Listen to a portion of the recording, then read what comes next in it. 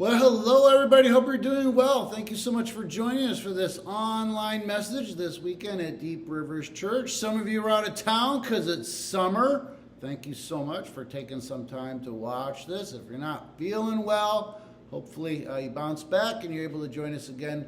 Real quick, I have in my hand a worship guide. It's packed full of information. We are starting to collect school supplies for Nye Elementary this morning. We're going to do that for a little while. Then we'll gift them. We have a baptism and picnic service coming up on August 24th. If you are curious about baptism, please reach out to us and let us know. We're heading off to the Senators baseball game. It's a Saturday, August 30th. Just meet us at the ballpark at 5 o'clock. Bring $15 cash. We'll buy some tickets. The church will supplement. And we'll be able to enjoy a game together. This week we have a quip class Monday night. It's not too late to join us. Tuesday we're going on migrant camp trip number 3. We're going to leave the parking lot at 4:30. Come join us for that. Wednesday night is prayer house, and Friday morning is the men's study. All right. Hey, again, thank you so much for joining us. We're working through a summer sermon series on Bible characters, and this week we're going to look at the life of Daniel. Now, Daniel has 2 great stories. We have the story of the furnace with Shadrach, Meshach, and Abednego.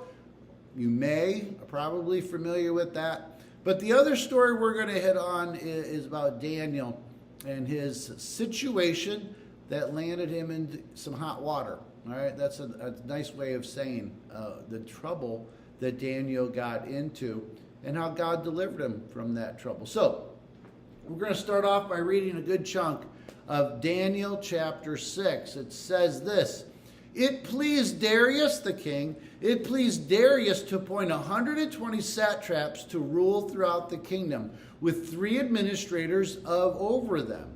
One of them, who was Daniel. The satraps were made accountable to them so the king might not suffer a loss. Now Daniel so distinguished himself among the administrators and the satraps by his exceptional qualities that the king planned to set him over the whole kingdom. At this, the administrators and the satraps trying to find grounds for charges against Daniel in his conduct of government affairs, but they were unable to do so. They could find no corruption in him because he was trustworthy and neither corrupt nor negligent. Finally, these men said, "We will never find any basis for charges against this man Daniel unless it has something to do with the laws of his God."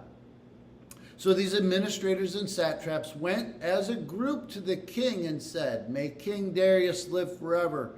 The royal administrators, prefects, satraps, and advisors and governors have all agreed that the king should issue an edict and enforce the decree that anyone who prays to any god or human being during the next 30 days except you, your majesty, shall be thrown into the lion's den.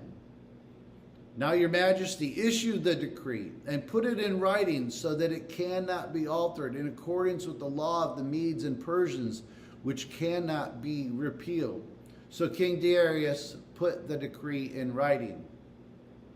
Now, when Daniel learned that the decree had been published, he went home to his upstairs room where the windows opened toward Jerusalem. 3 times a day he got down on his knees and prayed, giving thanks to his God, just as he had done before. Then these men went as a group and found Daniel praying and asking God for help. So they went to the king and spoke to him about his royal decree. "Did you not publish a decree that during the next 30 days, anyone who prays to any god or human being except you, your majesty, will be thrown into the lion's den?" The king answered, "The decree stands in accordance with the laws of the Medes and Persians, which cannot be repealed." Then they said to the king, "Daniel, who is one of the exiles from Judah, pays no attention to you, your majesty, or to the decree you put in writing. He still prays 3 times a day." When the king heard this, he was greatly distressed. He was determined to rescue Daniel and made every effort until sundown to save him. Then the men went as a group to King Darius and said to him, "Remember, your majesty, that according to the laws of the Medes and Persians, no decree or edict that the king issues can be changed." So the king gave the order, and they brought Daniel and threw him into the lion's den. The king said to Daniel, "May your God, whom you serve, continually rescue you." A stone was brought and placed over the mouth of the den, and the king sealed it with his own signet ring and with the rings of his nobles, so that Daniel's situation might not be changed. Then the king returned to his palace and spent the night without eating or without entertainment being brought to him, and he could not sleep. At the first light of dawn, the king got up and hurried to the lion's den. When he came near the den, he called to Daniel in an anguished voice, "Daniel, servant of the living God, has your God, whom you serve continually, been able to rescue you from the lions?" Daniel answered, "May the king live forever. My God sent his angel, and he shut the mouths of the lions. They have not hurt me, because I was found innocent in his sight. Nor have I done anything wrong before you, your majesty." The king was overjoyed and gave orders to lift Daniel out of the den. And when Daniel was lifted from the den, no wound was found on him, because he had trusted in his God. At the king's command, the men who had falsely accused Daniel were brought in and thrown into the lion's den, along with their wives and children. And before they reached the floor of the den, the lions overpowered them and crushed all their bones. There's a few things we can learn from the life of Daniel. Let's just jump right into it. The first one is the importance of living a life of integrity and excellence. That's Daniel. They could find no accusation for him. He was faithful to God. We need to be faithful to God, not just your boss. Be faithful to God. When you're faithful to God, you will be faithful to your boss. So we need to be faithful to God as we live in a secular, in a fallen world. It says that Daniel was a high-ranking official. He was distinct, but his character and his conduct really made him stand apart from everybody else. It says Daniel distinguished himself among the administrators and the satraps by his exceptional qualities, that the king planned to set him over the whole kingdom. So Daniel lived a life of integrity. Not only that, he lived a life of excellence. His faithfulness to God, not his boss, was evident in how he did his business. It earned respect and admiration. Again, we need to serve our bosses as if we're serving God. When we serve God, we are serving our bosses. So it earned him respect and admiration and more responsibility from the king. But it also earned him jealousy, scorn, and animosity.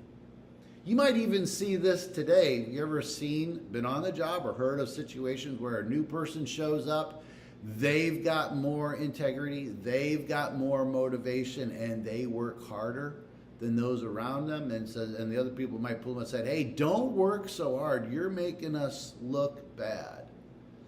We need to live our lives at the risk of taking on scorn and animosity or jealousy, because we are doing better. We're striving to do better. You know, Jesus said this. It's a little bit different. It's a little bit related. What does light have in common with darkness? And also, they'll hate you, but they hated me first. And maybe Daniel might be the first example of this. He lived his life in a way to imitate God's character, and some people in the world hated him for it.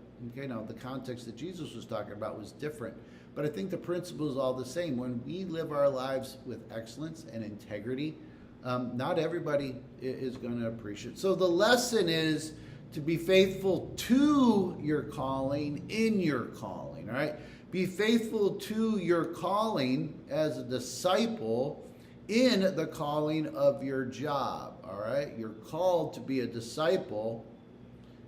Your calling might be in your job to do that. We need to be faithful to God in our daily lives, no matter where. We are called to reflect God's character. So no matter where you're at, no matter what you're doing, Christians should be doing it excellently. It's a great example that Daniel gave us. Our integrity, our work ethic, our moral compass should stand out. Again, it might win us some approval, it might win us some scorn, but it also is an opportunity for others to be drawn to Christ through us. Think about it. In your workplace, if you have a really outspoken believer at your workplace, but they're an awful worker, it's not a great reflection on Christ, is it? We need to be known for our faithfulness and our excellence, and will you stand out? You know, it would be amazing if you had two bosses, different companies, whatever, they get together at the country club, whatever, and they're not believers, but one of them says, hey, guess what? Good news, I hired a Christian today. And they're happy that they got a believer, because the believer is going to show up on time. The believer is going to be honest. The believer is going to be a faithful employee. So wouldn't it be great if unsaved bosses actually were happy, bragging about the fact that they were able to hire a believer for a position because they could put their trust in him. So that's the first lesson. We really need to live our lives with integrity. We get that, but even more than integrity, excellence. Can we be really good at whatever we're trying to do? The second one is this is the power of prayer. Now, when I say that, I know there's going to be some of you watching this, some are going to be here tomorrow morning, and they're going to be tempted to fight the eye roll. All right, the power of prayer, we eye roll at that a little bit. But we need to be faithful to God in prayer, just like Daniel. Daniel's response to adversity was to pray. He didn't shy away from it. We see the same thing in the book of Acts with the disciples. When the persecution came, they prayed. They didn't pray for it to go away. They prayed for strength in the midst of it. It says Daniel, he got down on his knees and prayed, giving thanks to his God just as he had done before. So this is more than just asking God for things. He's giving thanks to God even in the midst of this decree. Daniel's prayer was Daniel's lifeline, source of strength, and source of guidance. Now, the word lifeline is interesting. What does a lifeline do? A lifeline keeps you tethered. Prayer keeps us tethered, keeps us connected with God. It keeps us safe, all right? It keeps us fed, if you will. If you're out on a spacewalk, you need that lifeline to hold you in. It's providing you what you need, and it's also keeping you tethered to the spaceship. So think about prayer as a lifeline. So the lesson for us is, how do we prioritize prayer? Again, it needs to be a priority. Food is a priority because we get hungry for it. Okay? Now, we might not even recognize the hunger that we have for prayer, but it really does need to be a priority. Daniel's commitment to prayer shows the essential role of communicating with God. When in trouble, prayer is a weapon and it's a refuge. That's true for the world. When they get into trouble, they go to prayer. We also, obviously, when we have a situation, can go to God for refuge and a weapon in it. But in good times, that's the challenge. In good times, prayer reminds us of our need for Him. When we are praying, even when things are good, it's a constant reminder of our need and dependence on Him. You know, last week we talked a little bit about complacency. When things are good, how easy it is to become complacent and to start to believe that lie of self-sufficiency. Prayer reminds us of our need, our dependence, and helps fight that lie of self-sufficiency. We need to cultivate a consistent prayer life. Cultivate means to grow, to nourish, to put some effort into it, because it brings wisdom and strength. It brings wisdom and strength to navigate the issues and the hard things in life. So here's the challenge. If when I shared this point, you found yourself tempted to do the eye roll, what does an eye roll reveal about your belief in the power of prayer? When I mentioned this point number 2, the power of prayer, again, you might have thought oh, really?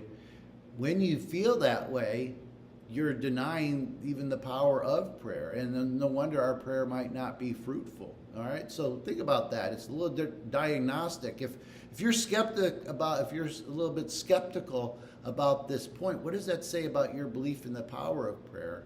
And then how empowered are your prayers going to be if you're skeptical about them? Here's the third thing we can learn, and it seems like an obvious one. It's trusting God in difficult circumstances. How important it is that we, in those hard times, that we just put our trust in him. Daniel didn't despair. He trusted God. Darius did despair. Darius was distraught. No sleep for Darius that night. And it seems like Daniel either slept well or smiled well all night. Okay? We don't know what Daniel did exactly, but he was either sleeping or smiling. Those are the two choices I think we have. Darius didn't sleep. Daniel was able to trust God in the situation. Again, the next morning, Darius found Daniel alive. The text says, "My God," Daniel tells Darius, "My God sent his angel, and he shut the mouth of the lions." Now, it's interesting. Think about it. Daniel uses the word my God, okay? When he says my God, it's kind of a comparison word, isn't it? And so it seems like, obviously, the people, Darius's kingdom, had gods. So Daniel's setting up a comparison between my God and your other gods, or the other gods. When the point is, we all have gods. We all have gods. Whether it's a capital G or a little g is up to you. What are the things that you depend on? Whatever you depend on is your God. We talked a little bit about this at the last Equip class, or 2 Equip classes ago, about the idols that we have, the idols of the heart that we rely on for security or safety or delight or whatever it is. We all have gods. We just need to be honest about who or what you're trusting. Let's just be honest. Again, use this story. What am I trusting in? Let's just be honest about who or what we're putting our trust in. The fourth thing, trusting in difficult circumstances means we need to trust in God's sovereignty. Again, Daniel's faith illustrates the trust in God's dominion, his authority, and his plan. God has a plan. It's not that he just has authority and dominion, but he has a plan. So we need to trust God with his plan. When we encounter challenges, we decide to trust. Trust is a decision. It's not just a feeling, it's a decision. A decision that we believe that God is still in control and working his plan. Our faith cannot hinge on circumstances, but on God's character. Your faith, my faith, our trust cannot hinge on our circumstances, or we're going to be flopping around. It's got to hinge or depend on God's character. I looked up the word hinge because I was curious about it. A hinge says is a movable joint or mechanism on which a door, a gate, or lid swings as it opens and closes. It connects linked objects, a central principle or point on which everything depends and connects. So a hinge is an interaction of two things. All right, the doorpost and the door. What does your faith hinge on? What does it depend on? And it cannot depend on circumstances. It has to be on God's character and who he is, and a decision to trust that he is working a plan. And that one actually plays out in this fourth point, that God's glory can be seen through our trials. After Daniel's deliverance, King Darius issues a second decree. We might not be familiar with the second one. We know about the first one, but here's the second decree. This is Daniel chapter 6, verses 25 through 27, Daniel's second decree. Then King Darius wrote to all the nations and peoples of every language in the earth, "May you prosper greatly. I issue a decree that in every part of my kingdom people must fear and reverence the God of Daniel, for he is the living God, and he endures forever. His kingdom will not be destroyed. His dominion will never end. He rescues and he saves. He performs signs and wonders in the heavens and on the earth. He has rescued Daniel from the power of the lions." How is this not a worship song? Maybe it is. I'm not familiar. Somebody needs to write a worship song from this decree of Darius's. God's glory is seen through our trials. Scott and Janet Willis, you probably don't know who they are or recognize their name. In 1994, they were driving in their van with 6 children in it. And they were driving, I was on a highway I've been on many times, a highway just south of Milwaukee. So they're driving, they're going into downtown Milwaukee. Their van actually hits a piece of metal that fell off a truck that was just on the road earlier. The piece of metal gets lodged, punctures the gas tank, and sparks. And the whole van is engulfed in flames. And Scott and Janet are able to get out, but their 6 children are killed in this accident. Awful, awful story.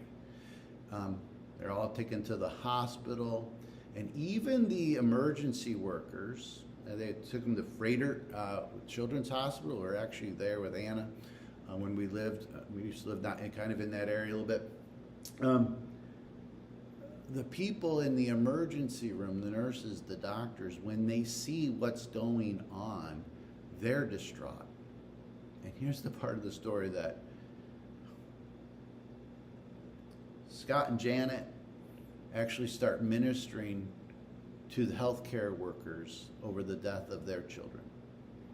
The professionals are freaking out when they see what's happened to this family and to these children. And Scott and Janice actually start ministering to them. God used that awful situation to bring glory to him.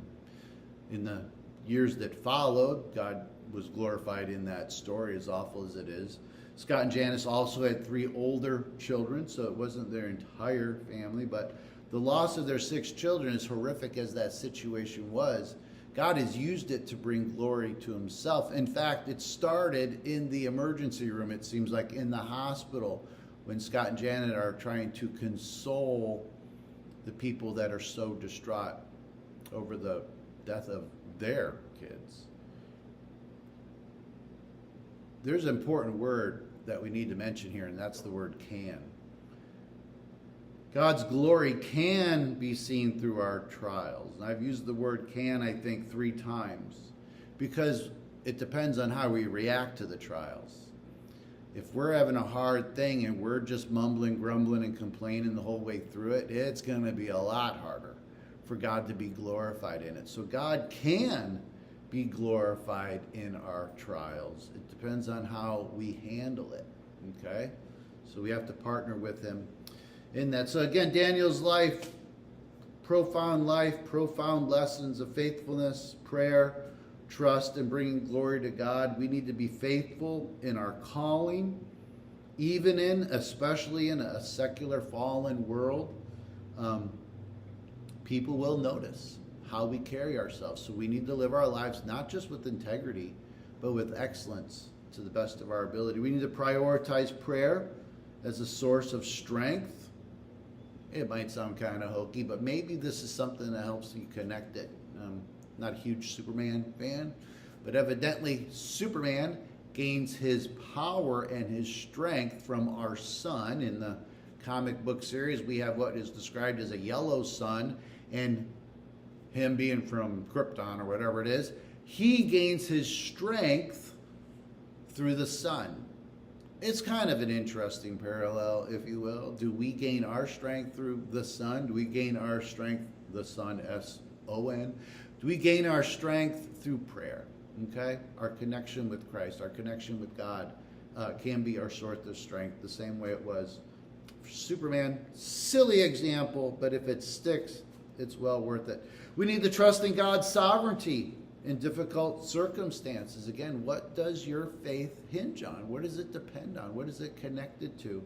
God's character or circumstances? And again, we need to recognize that God can bring glory. Our trials, our situations can bring glory to God when we deal with them rightly. I heard somebody say, worrying brings no glory to God. And I've been challenged with that. When I found myself worried or anxious about something, you know what? This attitude doesn't bring any glory to God. And it just kind of refocuses our attention, if you will. So the call to action, the challenge is, where do you need to show more integrity and more excellence and be a better steward? Where in your life can you show more integrity, do a better job, and actually just be a better steward of what you have or the opportunities that you have? How can you prioritize and deepen your prayer life?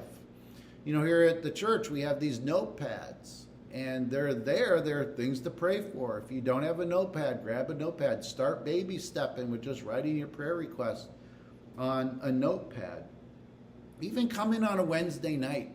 You don't have to pray. You can come on a Wednesday night and just listen and just use the word soak, I guess. Soak in other people's prayer. It's a baby step. The next one is, where do you need to decide to trust God more fully?